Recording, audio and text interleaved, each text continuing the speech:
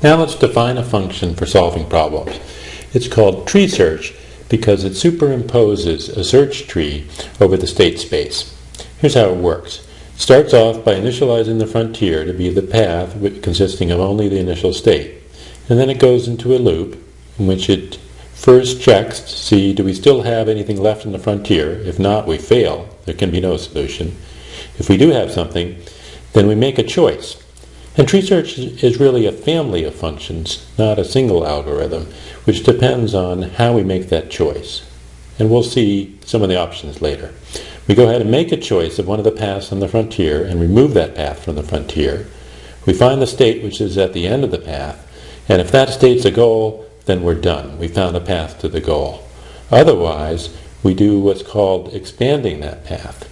We look at all the actions from that state, and we add to the path the actions and the result of that state. So we get a new path that has the old path, the action, and the result of that action, and we stick all of those paths back onto the frontier. The function tree search takes in one parameter, problem. Inside the function, the first line is to let frontier equal the initial state. The second line is loop colon. The next line is if the frontier is empty, the function returns fail. The next line is path equals remove choice of frontier. The next line is s equals path.end. The next line is if s is a goal, then return true. The next line is for a in actions colon.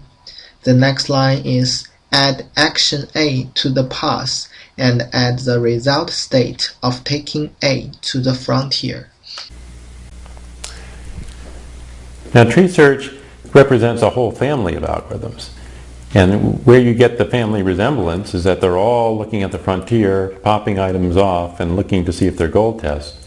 But where you get the difference is right here, in the choice of how you're going to expand the next item on the frontier. Which path do we look at first? And we'll go through different sets of algorithms that make different choices for which path to look at first.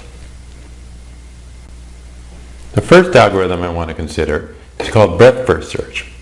Now it could be called shortest first search because what it does is always choose off the frontier one of the paths that hasn't been considered yet that's the shortest possible.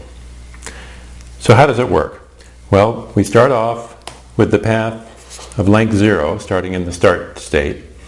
Now that's the only path in the frontier, so it's the shortest one, so we pick it and then we expand it. And we add in all the paths that result from applying all the possible actions.